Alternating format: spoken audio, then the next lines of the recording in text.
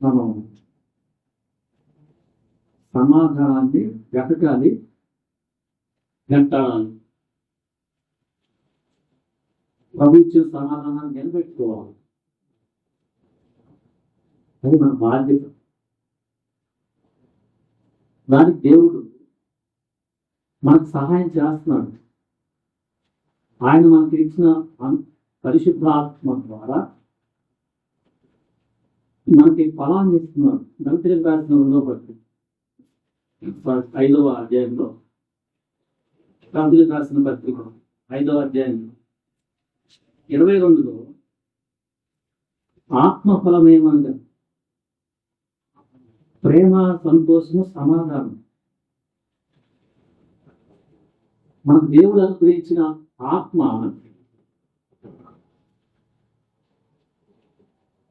మనకి సమాధానాన్ని ఏర్పరిచి ఆ సమాధానంలో ఎదుగుతాడు, మనకి సహాయం చేస్తాడు. మన ఈ జీవితంలో మేలు కలిగి జీవించాలంటే సమాధానాన్ని వెంటాడటం అనేది చాలా ఇంపార్టెంట్. నేను చదివిన 34 పైకి వెళ్తే కీర్తన 34 కొంచెం 2 వచనాలు పైకి వెళ్తే బ్రతుక కోరు వాడెవడైనా ఉన్నాడా, 12వ వచనం. మేలు నందుచు అనేక దినములు బ్రతుక కోరు వాడెవడైనా ఉన్నాడా. వాడేం చేయాలంటే కొన్ని చెప్తూ దాంతో పాటుగా సమాధానాన్ని వెంటాడును అని చెప్తాడు. మన జీవితంలో మేలు చూడాలనంటే సమాధానాన్ని చాలా ఇంపార్టెంట్గా చూడాలి. ఇదే మాట పేతురు కూడా సంఘానికి చెప్తున్నాడు. సేమ్ అదే కోట్ చేస్తాడు. 2 సార్లు కోట్ చేసి మనం చాలా ఇంపార్టెంట్గా చూడాలి. మొదటి పత్రిక 2వ పత్రిక, పేతురు రాసిన 2వ పత్రిక, మొదటి పత్రిక 3వ అధ్యాయం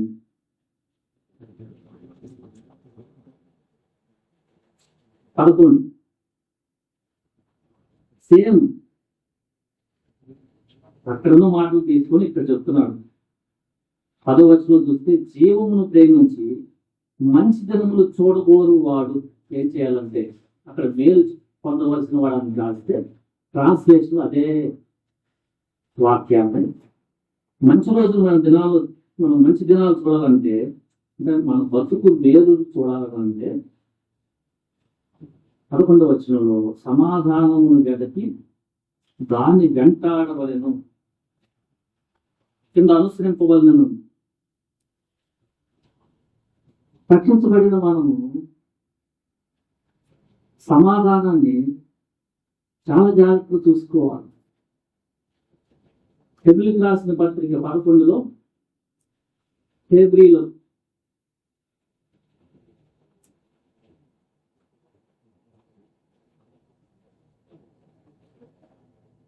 12వ అధ్యాయం 14. అందరితో సమాధానం పరిశుద్ధతయు కలిగి ఉండటకు ప్రయత్నం చేయగలం. 14 ప్రయత్నించండి. ప్రయత్నం లేకపోతే ఇది వచ్చేది కాదు. ఎవరితో? అందరితో, అంటే సంఘము లోపల వారితో, బయట వారితో కూడా మనం సమాధానాన్ని కాపాడుకోవడానికి ప్రయత్నం చేయాలి. చాలా ఇంపార్టెంట్. మత్తయి సువార్త 5వ అధ్యాయంలో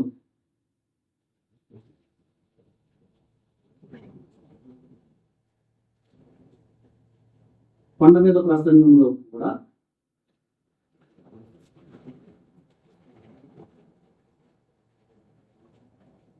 23 కావున నీవు బలిపీఠము వద్ద అర్పణము చేయి నర్పించుతుండగా నీ మీద నీ సహోదరునికి విరోధమేమైనా కలదని అక్కడ నీకు జ్ఞాపకము వచ్చిన అక్కడ బలిపీఠము నిలుటనే నీ అర్పణము విడిచిపెట్టి మొదట వెళ్ళి నీ సహోదరునితో సమాధాన పడును. అది పాట. ఆ తర్వాత వచ్చి నీ అర్పణను అర్పించుము. యేసుప్రభువు వారు సమాధానాన్ని పడటంలో ఎంత ఇంపార్టెన్స్ ఇస్తున్నారంటే, ఆనాడు బలిపీఠంలో బలి అర్పించడం ఉండేది.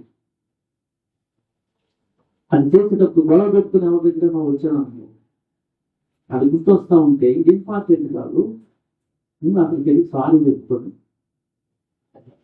అదే ఇంపార్టెంట్. సో ఆనాడు బలిపీఠం మనకు బలలో పాల్గొంటుంటే గుర్తొచ్చిందనుకో, మనం ఏం చేయాలి? సమాధానాన్ని కాపాడుకోవడం చాలా ఇంపార్టెంట్.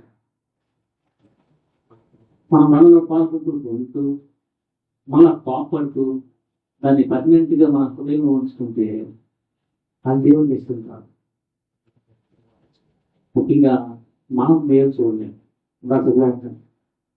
ముందు మనం మేలు చూడాలని అంటే సమాధానం పేరు చెప్తున్నాడు. జీవమును ప్రేమించి మంచి దినములు ఎవరైనా చూడాలని కోరుకునేవాడు ఎవరైనా భూమి మీద ఉన్నాడా, వాడు ఏం చేయాలనంటే సమాధానం పెట్టాలన్నా. ఈ సమాధానం లేకపోవటం వల్ల కుటుంబాలు పోతాయి. చిన్న విషయం కాదే చాలా మంది బాధ్యతలు కూడా పెట్టుకుంటారు. అయితే ఆఫీసులో చిన్న మాట అంటే చాలు, వెంటనే మనకి సమాధానం పోయే పరిస్థితి ఏర్పడవచ్చు. సంఘంలో మనల్ని అందరూ కూడా సరైన విధానం అర్థం చేసుకోరు.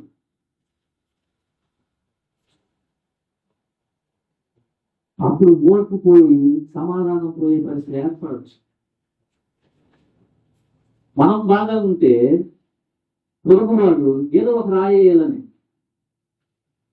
ఏదో మాట మనకు వినపడితే మనకు సమాధానం పోయే పరిస్థితి ఏర్పడవచ్చు.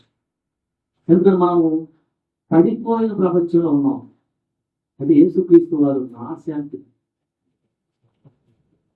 నా మీ దగ్గర ఆరాధన, నా శాంతిని నీకు అనుగ్రహిస్తున్నాను. లోపల అంతా బాగుంటే వచ్చేది కాదు. కానీ మనకి పరిశుద్ధాత్మ ఇచ్చిన ఆ ఆత్మ ఫలాన్ని మనం కాపాడుకుంటున్న పాపంలో పడకుండా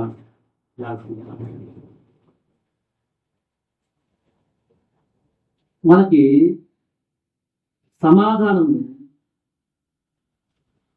కాపాడుకోవటానికి దేవుడు కొన్ని పద్ధతులు చెప్పాడు. చింత వస్తుంది కొన్నిసార్లు, అబ్బా జనాలు జాబ్ రావట్లేదు, ఏంటి మాట్లాడలేదు, ఏంటిది అని సమాధానం చింత సమయంలో పోయే పరిస్థితి ఏర్పడినప్పుడు మనకు లేఖనం చెప్తుంది. ఫిలిప్పీయులకు రాసిన పత్రికలో 4వ అధ్యాయంలో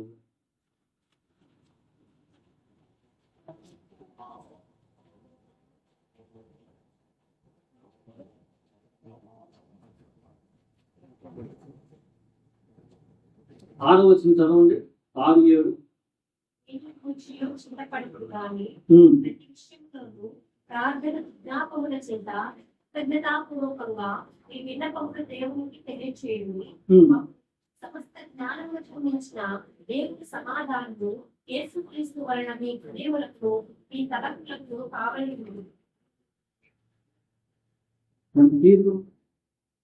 అంటే ఈ ప్రార్థన ఆయుధాన్ని మనం వాడాలి. ఎందుకంటే చింత వచ్చే సమయంలో మనకు తీసుకోపోయే సమయం ఏర్పడుతుందని అర్థం. చింత దేని గురించే రావచ్చు. చింత వచ్చేది అది ఒక మనకి ఇబ్బంది అనమాట. ఇందాక అనుకున్నట్టుగా దేని గురించే రావచ్చు. ఎవరిని ఇబ్బంది పెట్టచ్చు, జాబు లేట్ అవ్వచ్చు, లేకపోతే కుటుంబం అంతా ఏదో ఏంటంటే ఎట్లా అవుతుంది, నన్ను ఎవరు అర్థం చేసుకున్నారు అంటే వంటకాన్ని అయిపోవచ్చు. ఇక్కడ కలిసి ఎవరు అర్థం చేసుకోకుండా వంటకాన్ని అయిపోయింది, సమాధానం తీసేస్తామా అని అపవాది ప్రయత్నం చేస్తాం. ఆ సమయంలో ప్రార్థన విజ్ఞాపన చేస్తాం. తెలుగులో ఎట్లా నువ్వు సమాధానంగా ఉన్నా, నువ్వు సమాధానం అధిపతి నాకు సమాధానం ఏర్పరచు. ఆ కోట్లు ఫలిస్తానికి మనం ప్రార్థన చేస్తే దేవుని మన సమస్త జ్ఞానానికి మించి సమాధానం మనకి ఇస్తాడని మన హృదయాలకు తలంపులు చాలా ఇంపార్టెంట్. మనకి సమాధానం అంటే పై ఉండే సమాధానం కాదు, మాటలు వచ్చే సమాధానం కాదు. ఇప్పుడు మనం చెప్పుకోండి, మన జీవితంలో ఏర్పడుతున్న డిఫరెంట్ పరిస్థితుల్లో కొన్నిసార్లు మనం నీతిలో ఎదిగే సమయంలో దేవుడు పరిస్థితి అనుమతిస్తాడు. ఏ పరిస్థితి అనుమతించబోతే మనం చాలా భక్తిపరులు అనుకొని గర్వీడుతూ ఉంటాం. గర్వంతో మనల్ని ప్రేమించి మన ఆత్మను కాస్తున్న తండ్రి కొన్ని పరిస్థితులు అనుమతిస్తాడు. అందుకని ఏ పరిస్థితి వచ్చినా మనము ఓకే, ఈ పరిస్థితి నా తండ్రికి తెలియకుండా, నా ప్రభువుకు తెలియకుండా రాలేదు. అది చింత సమయమో ఏదో ఏ పరిస్థితో ఫస్ట్ స్టెప్ దేవుని అర్థం చేసుకుని నాకు అది బేస్గా బాగా పట్టుకోవాలి. ఈ పరిస్థితి ఎందుకు వచ్చిందంటే నాకు దేవుడు తెలియకుండా రాలేదు. సో ఇక్కడ నేను సమాధానాన్ని కాపాడుకోవాలి. ముందుగా పాపం చేసే పరిస్థితి వస్తుందేమో. ఇప్పుడు ఎవరన్నా నేను రే తప్పులు ఎందుకు రాసేదా అనేయచ్చు ఆఫీసులో. చాలా జాగ్రత్తగా అలాంటి పరిస్థితుల్లో ఎలా సమాధానాన్ని కాపాడుకోవాలి. ఇక్కడ మీరు చదివిన రెగ్యులర్ రాసిన పత్రిక చదివిన 12లో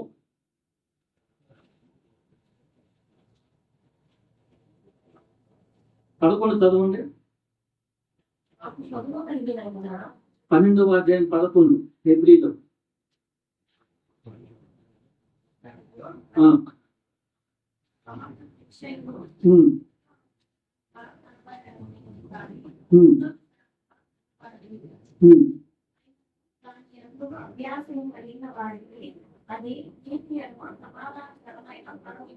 ఫిబ్రవరిలో.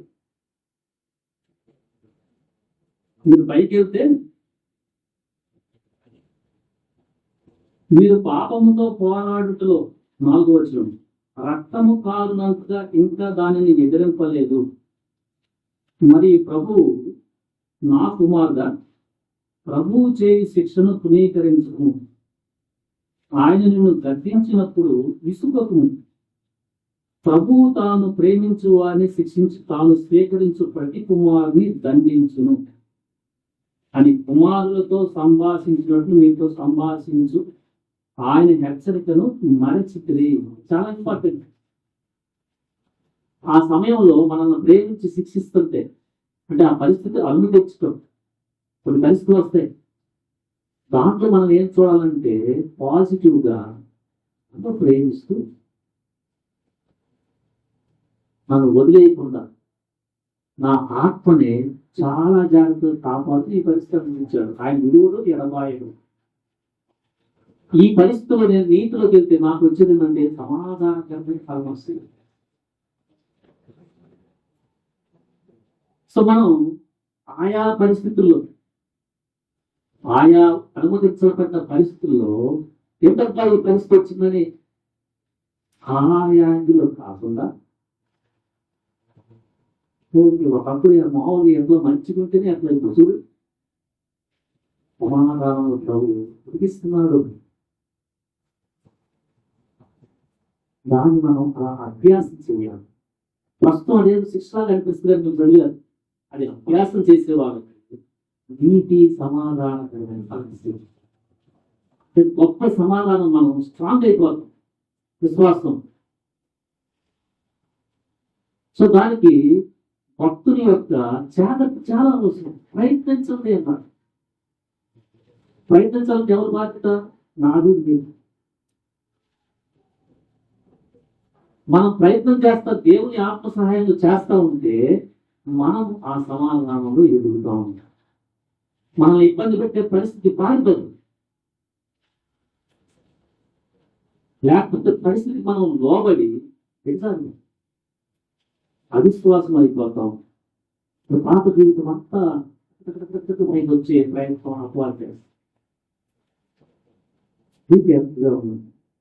దానివల్ల మనకు మంచి రోజులు కాకుండా మన చెడ్డ రోజులు వెళ్ళిపోతాం. అప్పుడు మనం సమాధానాన్ని వెంటాడుతూ చాలా జాగ్రత్తగా ఉండాలి. ఇస్సాకు బావులు తవ్వుతూ ఉంటే మా దగ్గర మీరు నీళ్లు పడిన తర్వాత బావు తవ్వటం నీళ్లు పడిన తర్వాత వాళ్ళు వచ్చేస్తారు. మా స్థలం మాగా అనగానే గొడవ పెట్టుకోవాలి. ఇది కాకపోతే ఇంకోటి వస్తాడు. ఆయన చాలా జాగ్రత్తగా ఆదికాండము అబ్రహాం కూడా తీస్తారు. చాలా జాగ్రత్తగా వాళ్ళు బాగుంది. ఆయన బాగు కష్టపడుతూ ఇంత మాదిరా అంటే మనం జనరల్గా అయితే ఎప్పుడైతే కడవ తీసుకుని పోతాడు. మనం చిన్న మాట పోతే చాలు. సో సమాధానాన్ని కాపాడుకునే తాట కొన్నిసార్లు మనం కరెక్ట్గా ఉన్నా అవతల వాడు తప్పు చేసిన ఆ లాఫుల్కి ఎవరు చేర్చబడి ఉన్నారు. ఎందుకంటే రక్షించబడిన మనకి న్యాయంగా ఉండడానికి ప్రయత్నం చేస్తున్నప్పుడే వస్తాయి. ఎందుకంటే వీళ్ళు స్వతహాగా పాపం చేయదు. స్వతహాగా చేయాలని చేసే వాళ్ళు వాళ్ళకి రక్షణకు అర్థం కాలేదని అర్థం. వాళ్ళ గురించి చెప్పలేదు. రక్షణలో ఎదుగుతూ ఉంటే మనం న్యాయంగా ఉంటే అసమాధానమైన పరిస్థితులు వచ్చేస్తుంది.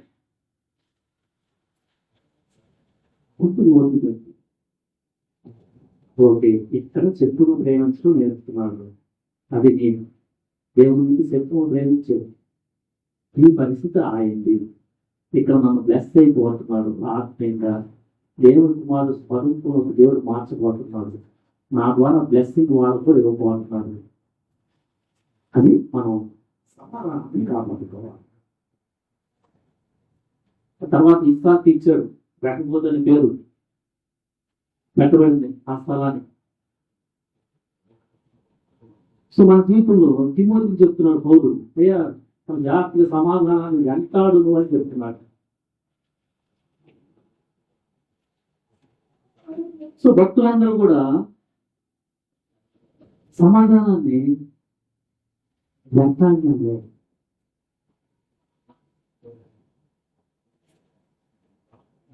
చాలా కేర్ఫుల్గా ఉంది. కొన్నిసార్లు మనల్ని సరిగా అర్థం చేసుకున్నప్పుడు మనల్ని ఎవరన్నా మన పెండి మీదకి పిలిచి మనల్ని పట్టించుకున్నప్పుడు ఇన్ని మాటలు విన్నా ఎంత వచ్చేస్తుంది. లేకపోతే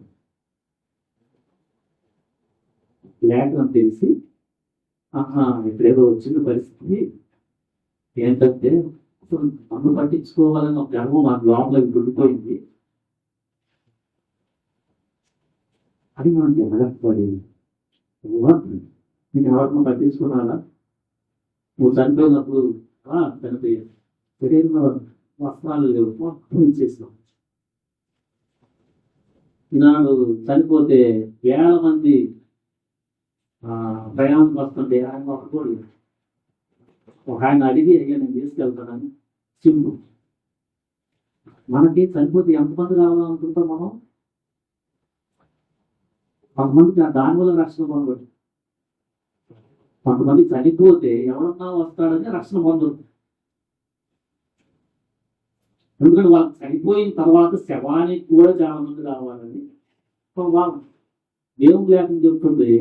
ఈ శవం కాదు, నువ్వు పాపంతో చనిపోయావనుకో యుగయుగాలు అక్కడ కాలిపోతావు, ఇది ఎక్కడంటే ఎక్కడ తీసుకెళ్తాడు. కానీ స్వతహాగా లోకంలో మనకి ఏమనిపిస్తుంది, చనిపోతే చాలా మంది రావాలి, ఎవరన్నా తీసుకెళ్ళేది రక్షణ పొందు. ఆయన చనిపోయినప్పుడు ఒక ఆయన తీసుకెళ్ళాడు, అయ్యా పట్టలేదు ఈ గుర్తు మనకి. అలాగే మనం చనిపోయినప్పుడు ఎట్టబడ్డాక ఆయన తీసుకెళ్ళినప్పుడు ఒకవేళ లాజర్ లాగా ఎవరు పట్టించుకోకపోయినా మన చదువుతూ ఉంటాం. మనం అన్ని ఉన్న ధనవంతుడు ఇక్కడ బాగా అయిపోయింది, నరకం ఏమం పడుతున్నాడు. ఆ జ్ఞానం సొంతగా మనం ఎవరన్నా పట్టించుకున్నారా, పట్టించుకోలేదా అని కాకుండా కొంచెం పెయిన్ వస్తుంది. పెయిన్ వచ్చినప్పుడు జాగ్రత్తగా ఉండండి. పెయిన్ వస్తే మంచిదే. ఏంటంటే వాకింగ్ తెలుస్తుంది. ఓకే, సమాధానాన్ని కాపాడుకునే ఒక పరిస్థితి.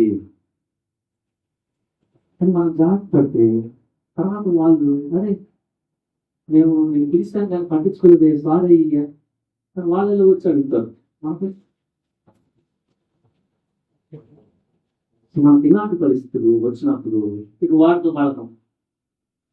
ఇది అయిపోయింది. ఇంకా మనం ఇంకోటి ఏంటంటే అమ్మో అది ఇది ఖచ్చితంగా గుర్తుపెట్టు. మొన్న వచ్చినప్పుడు నన్ను పలకరించారా, ఇది మనం పిలుస్తాం కానీ పలకరి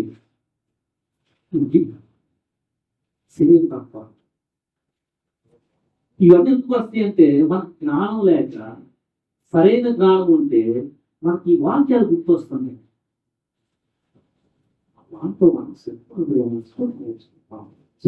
కూర్చోడం మనకు చిన్న పని, మనకు 5 రాళ్ళు ప్రభువు గారు పొడిచి బెల్లంలో కూడా అట్లాంటి మనకేమి దేవుడు అనుమతించడు. ఎందుకంటే మనం చాలా బలహీనం. అనుమతించబడే ఎలాంటి అంటే మనం ఎవరికైనా మేలు చేస్తుంటే వాళ్ళు మనం పట్టించుకోకపోతే మనం కొడటానికి తిట్టడానికి వెళ్తుంటాం. మనం ఆ చిన్న చాలు అపవాదం మనకి వేస్తాను. ఇంకా ఎవరన్నా వచ్చి పొడిచేది అది కాదు. ట్రాఫిక్ లో బండి అంతా నడుపుతుంటే ఆడొచ్చు రే అన్నాడు అనుకో, మండి తీసి ఏంట్రా అది మన పరిస్థితి. చిన్న పట్టుకోలేవు. ఇప్పుడు సమాధానం వాటి పడదు. ఏదో తాగొచ్చాడు, మనం కరెక్ట్ వెళ్తున్నాం అయినా కానీ ఏదో అన్నాడు, ఏం చెప్పాలి వెళ్ళిపోవాలి. అక్కడ గొడవలు పెట్టుకొని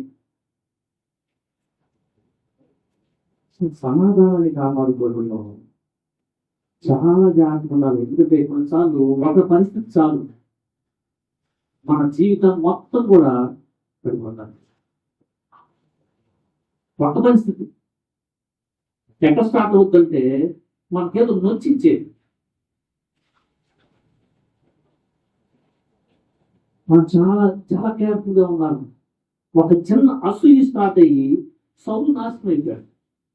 చిన్న అసూయ ఏం లేదా,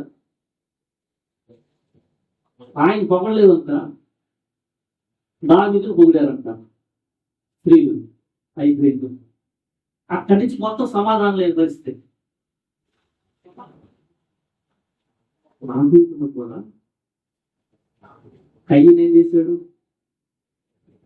అదే ఆయన ఎదుటాన్ని వాళ్ళ తమ్ముడు దేవుడు మెచ్చుకుంటే ఈయనకేదో ఎంత అసూయ వచ్చేసింది, చంపేశాడు. సమాధానం కూడా చంపేశాడు. అసూయ అనేది చాలా డేంజర్. నీ సమాధానాన్ని ఈజీగా తీసేస్తానికి అపవాదేస్తుంటాడు. పెద్ద పెద్ద భక్తులు చాలు ఆయన పడిపోతాడు. చాలా నేర్చుకుని ఉండాలి. మనకు ఎక్కడన్నా కష్టపడిన తర్వాత వాడు ఎదుగుతున్నాడు, వీడు ఎదుగుతున్నాడు అని అసూయ ఏమైనా వస్తున్నాయా? ఎంతనే దానికి తెలియదే ఉన్నాయి. భ్రష్టత్వం, సమాధానం వరకు పొరుగు వాడు వాడి క్షేమం నువ్వు ఆనందించు. తర్వాత నీకు క్షేమం పన్ను పుట్ట వస్తుంది. కానీ జాగ్రత్త పడాలా. దేవుని ఆత్మతో మీరు దాన్ని చేయించగలుగుతారు. మీకు ఈ జ్ఞానం లేకపోతే ఎంత మాటలు విన్నా అసలు అర్థం కాదు కూడా. సో మనం మన జీవితంలో మేలు చూడాలంటే మనం సమాధానాన్ని వెంటాడాలి. ఎందుకంటే పరలోకంలో సమాధానం ఇంపార్టెంట్. చూసాం నీది ఎంతో కాదు, నీది సమాధానం అయిపోలేక. సమాధానం చాలా ఇంపార్టెంట్. ఈ లోపల సమాధానం లేకే ఎట్లా పట్టి అక్కడ వెళ్తున్నారు, ఎట్లా పట్టి అట్లా అదన్నా చెప్తే కొద్ది నెమ్మలు వస్తుంది. ప్రభు మనకి మనం కూర్చున్న చోట ఎక్కడో చోట ఆయన కార్యాన్ని నమ్మి పాపాల విషయంలో పశ్చాత్తాపడితే సమాధానం ఇస్తాడు. యేసు ప్రభువులు మనకి దేవునితో సమాధానం ఉంది. రక్షణ పొందడం వారికి చాలా జాగ్రత్త. ఆయన చేసిన శివుడు కార్యంలో మన యొక్క శిక్ష ఆయన చేశాడు దేవుడు. దేవుడితో మనకి సమాధానం ఏర్పరిచి ఒక బిడ్డ తండ్రి కుమార్తె తండ్రి రిలేషన్ ఇచ్చాడు.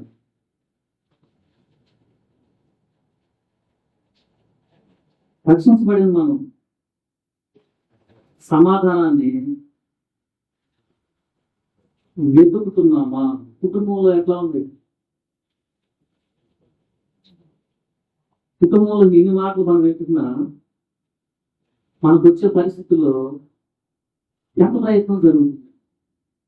సమాధానాన్ని వెంటాడటానికి ఎంత తగ్గిపోతున్నావు సాక్షి?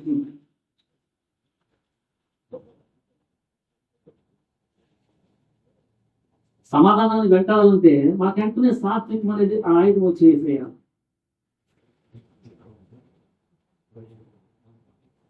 ఆయన చెప్పాడు సాత్వికం ఇస్తాను నేను దేవ మనసు కలిగిన వాడిని. ఎందుకంటే ఆత్మఫలం కూడా సాత్వికం అని కూడా ఉంది. ఆ సాత్వికత్వం ఉంటే సమాధానం ఎంత తగ్గిపోతుంది. దాంతో ఘర్షణ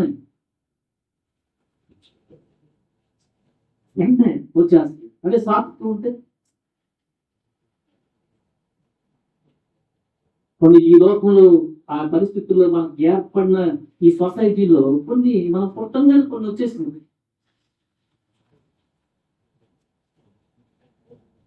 ఆధిపత్యం మనం వచ్చేసింది. ఇక్కడ కుటుంబంలో మగవాడిది ఆధిపత్యం అని మన కుటుంబాలు, కొన్ని కుటుంబాలు ఆడామే ఆధిపత్యాన్ని ఒక హైరార్కీకి వచ్చేసింది. అలాంటి పరిస్థితుల్లో సమాధానాన్ని ఏర్పరచుకుంటే నాది కదా అంటే ఉంటుంది.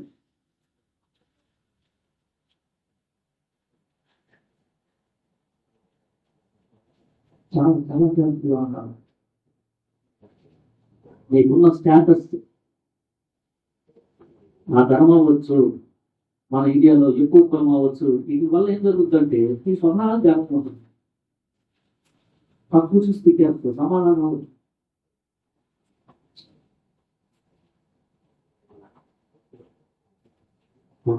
మనం ఏ పరిస్థితిలో ఉన్నాం ఇవన్నీ వచ్చింది. మనం పుట్టినప్పుడు దిగంబరిగా వచ్చాం. ఈ తర్వాత తర్వాత ఏముండవు అని తెలుసుకొని సమాధానాన్ని చాలా జాగ్రత్తగా మనం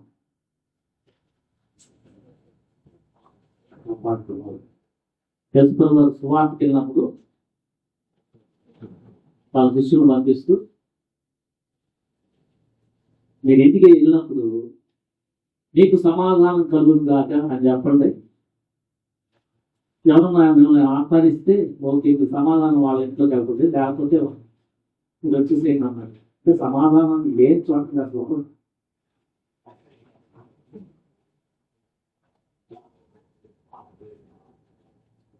ఆ కుటుంబంలో సమాధానాన్ని లేని చోట ప్రభు ఉండడు. మనం కొట్టుకుంటుంటే అక్కడ ఎవరు ఉంటారంటే అపవాదం ఉంటాడు.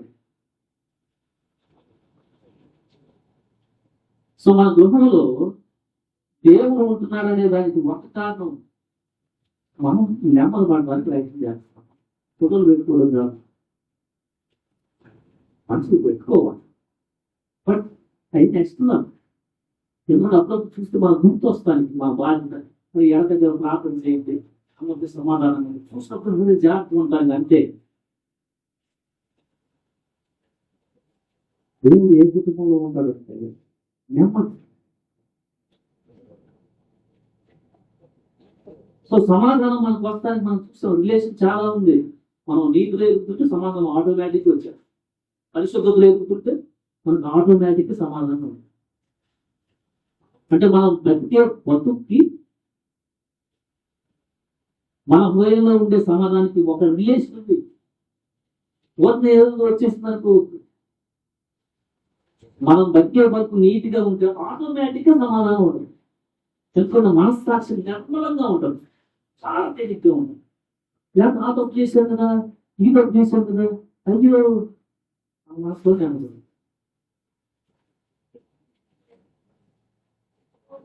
మనకి ఎలా సమాధానం వస్తుంటే మనం రక్షణ వలన తర్వాత మనం వెంటాడి దాంట్లో ఎంత వస్తుందంటే ఉన్నది ప్రార్థన చింత అదొకటి మన భక్తి బతుకు ఆ పరిస్థితుల్లో మనం నీతిగా ఉంటే ఆటోమేటిక్గా మనకి నెమ్మది మనకి దుష్టత్వం నెమ్మది రక్షించబడి కూడా ఈ విషయం తెలియకుండా ఉంటే నెమ్మదొడదు.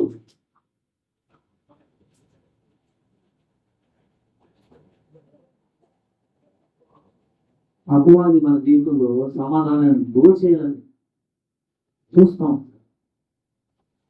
వాడు ఎప్పుడు ఒకరికొకరు గొడవ పెట్టేసేయాలి అనే ఇదే. మనం చాలా జాగ్రత్త పడాలి.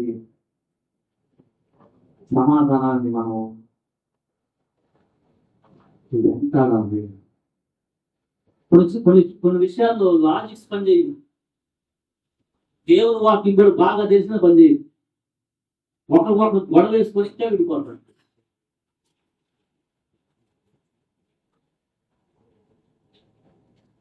అరే నీ వాక్యం నువ్వు ఎట్లుండాలి కదా, ఆ వాక్యం ఎట్లుండాలి కదా అంటే ఒకరితో గొడవే.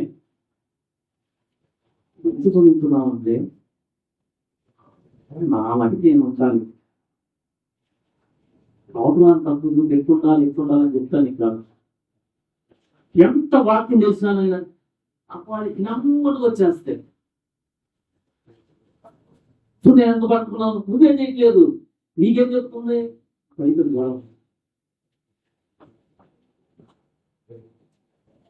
సాంస్కృతికం చాలా ఇంపార్టెంట్. ఎంత తెలిసినా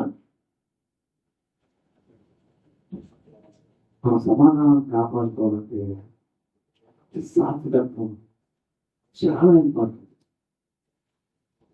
కొంతమంది ఒకసారి గిడ్జోదు అంటే యుద్ధం చేసేటప్పుడు మౌనం పిలవలేదండి అన్నారు. ఇప్పుడు మాట్లాడతారు కొన్నిసారి, నేను అన్నం పిలిచా మౌనం పిలవలేదండి అన్నాడు పెళ్లికి.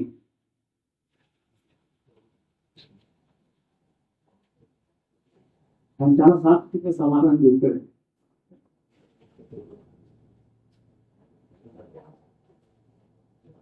మన ఫ్రెండ్స్ అయిపోయారు. సో ఇలాంటి పరిస్థితులు మనకు వస్తూ ఉంటాయి. ఎందుకంటే సడన్గా వస్తాడు, మనం ఎక్స్పెక్ట్ చేయము, వాడు అవతల నుంచి వస్తాడు. ఏంటయ్యా మనం విలువలేదు అంటాడు. సాత్వికం అలాగే మంచిగా పనిలో అప్పుడు వాళ్ళు జ్ఞానం అయిపోతారు. సో ఇలాంటి విషయాల్లో చాలా చోట్ల రాజ్యాలు పోయి చిన్నది కొంచెం జాగ్రత్తగా ఉన్నట్టే లేదు. ఇజ్రాయిల్ రాజు 12 అయిపోయింది. సొలొమోను కొడుకు చిన్నదానికి సమాధానం ఏర్పరచడం తెలుసుకోక తనకున్న గర్వంతో అయిపోయింది. వాళ్ళు ఏదో అడిగారు, అయ్యి మీ నాన్న చాలా కష్టపడుతున్నాడు అయ్యా, నువ్వన్న కొంచెం జాగ్రత్త చూడని రిక్వెస్ట్ చేశారు. వీరికేమైంది, పెద్దాలను అడిగారు, మంచిదే మంచి మాట, మళ్ళా ఎవరొస్తున్నారు అడిగారు, వాళ్ళేమన్నా 2 ఏళ్ళ అప్పుడు కానీ 9 రాదు ఆ మాట అన్నారు. వాళ్ళందరూ ఈ మీద వాళ్ళు నేను పరిగెత్తాల్సి వచ్చి. సో మన జీవితంలో ఇలాంటి పరిస్థితులు వస్తాయి. వాళ్ళకంటే రాజ్యపరంగా వచ్చినాయి, మనకి ఇంకో ఏమిటో వస్తాయి. మనం చాలా జాగ్రత్తగా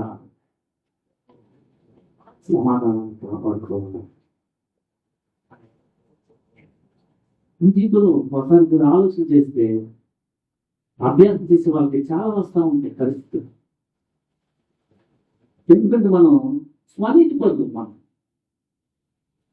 ఎందుకంటే నేను గొప్ప అని అనుకుంటా ఉంటాను, అది సావదు తొందరగా.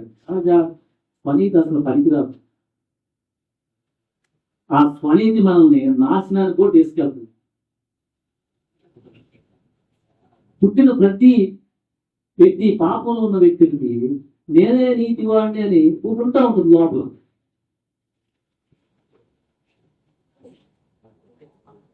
ఆ స్వనీతి మనల్ని వేరే వాళ్ళు మనలాగా ఉండకపోతే మనం పాపం చేస్తాం.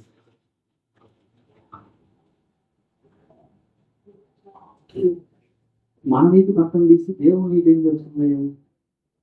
సమాధానం కాపాడుతాయి అని చెప్తుంది. స్వనీతిపరుడు సమాధానాన్ని కాపాడుకోవడంలో చాలా కష్టపడాలి. స్వనీతి పనికిరాదు. ఎందుకంటే చూడు వాడు నేను ఎంత చేసినా అది చేయలేదు అనేస్తుంది. ఎందుకంటే ఏం చేసినా ఒక నీతి ఉన్నాడు. రక్షణ పొందిన వారికి అలా అసలు పనికిరాదు. అపవాది చేసే పెద్ద టాక్టిక్ అన్నమాట. అది తెలియకుండా కొట్టేస్తుంది. ఇంకా నీతి ఉన్నాం కదా, మనం నీతిగా ఉన్నామనే ఒక భావంలో అవతల వారి ఇబ్బంది పెట్టినప్పుడు ఇంకా అపవాదం చేస్తాం. జ్ఞానంతో ఉంటాడు. చాలా ఇలాంటి ఆయుధాలు చాలా వాడు వేసి చాలా టాక్టిక్స్ గా ఉంటాయి. ఇందాక చెప్పిన అసూయని. సో మనం సమాధానాన్ని చాలా జాగ్రత్తగా కాపాడుకోవాలి. వాళ్ళలో పాల్గొంటున్నాం. గొప్ప గొప్ప వాళ్ళు మనం ప్రార్థన చెయ్యాలి. ఈ జ్ఞానం చాలా తప్పనిసరిగా అవసరం. మనకు దేవుడు ఇచ్చిన ఈ వరాలు కానీ సాత్వికంతో వాడకపోతే సమాధానం పోతుంది.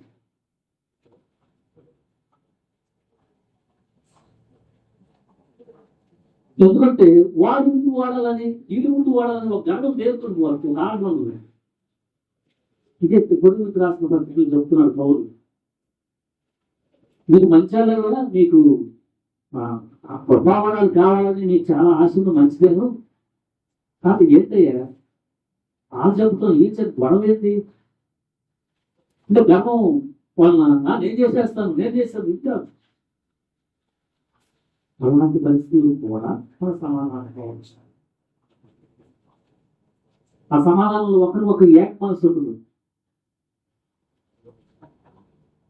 చాలా కేర్ఫుల్గా సాత్వికత్వం ఉంటే ట్రీట్మెంట్ కూడా చేయకపోతుంది. మనం దేవుడు కదా చేస్తుంది ఎన్ని కాదు. దేవుడు ఏం చెప్తాడు ఆయన సమాధానం చెప్తాడు. ఏది ఇచ్చినా ఆ టైం దాకా వెయిట్ చేసి అప్పుడు చేయాలి. నేను ఏదైనా ఆలోచించినా అది చేయాలి. కొంతమంది మైక్ తీసుకొని వెంటనే సార్ నేను చెప్తాను సార్ అంటారు. ఏమైంది? అసలు సమాధానం తెలియదు.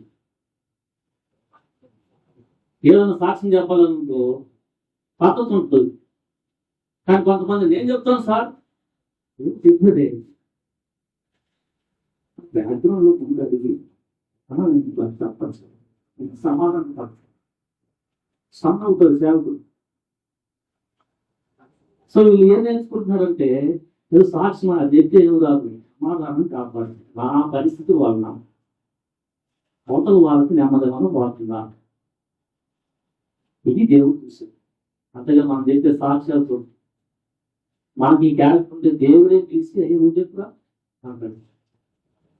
కానీ తెలియక చాలా మందికి ఎట్లా ప్రవర్తించాలో కూడా తెలియదు. కానీ వాళ్ళు కొన్ని విషయాలు బాగానే ఉన్నట్టుంటారు. ఎంకరేజ్ చేయాలి అనేది అవగాహన ఇబ్బంది పెట్టి వస్తారు. నామం చాలా ఇంపార్టెంట్. నా ప్రవర్తన వల్ల అవతలకి కొంతమంది జ్ఞానం లేకుండా మాట్లాడేసేస్తారు. సరైన జ్ఞానం ఉండదు మాట్లాడేటప్పుడు. దానివల్ల అవతలకు సమాధానం పోదు. అప్పుడు ఏదో వచ్చాడు పాపం, సంవత్సరం తర్వాత వచ్చాడు అనుకో ఇంటికి, మనం ఏం మాట్లాడాలా? ఇప్పుడు గుర్తొచ్చానా అంటాడు అప్పుడు. సరే వచ్చింది కాక నెమ్మది కాక నీళ్ళు ఇచ్చేది కాకుండా ఇప్పుడు నేను గుర్తొచ్చానా ఏంటా మాట అంటే జ్ఞానం లేదు జ్ఞానం. అసలు నువ్వు వెళ్ళపోయినా నువ్వు వచ్చాడుగా నెమ్మదిగా మంచిది ఎట్టున్నావు జ్ఞానం లేదు చూసి అది కదా మంచిదే అన్న బేస్ లాగా చెప్పానన్నా మీరే చూడలేదు. బేస్ లాగా చెప్పడం మీరు చూడలేదు అంటలేదు. ఏంటి మాటలు? నువ్వు బేస్లా చెప్తే చూడాలా కొన్నిసార్లు గబాన్ చూడరు, మళ్ళీ దాన్ని అనాలి. అట్లా అంతా వాళ్ళ అభిప్రాయం ఏమనుకుంటున్నాడు? నువ్వు చెప్పడం ఎందుకు నన్ను అంత నువ్వు కింద ఏది జ్ఞానం లేదు తాను నెమ్మది పోగొట్టు అంటే మన మాటలు వాడు ఇలాంటి క్రైస్తులు కూడా ఉన్నారు. నువ్వు బేస్లా చెప్పడం కాదు ఇంపార్టెంట్, అనవసరం రెండు మాట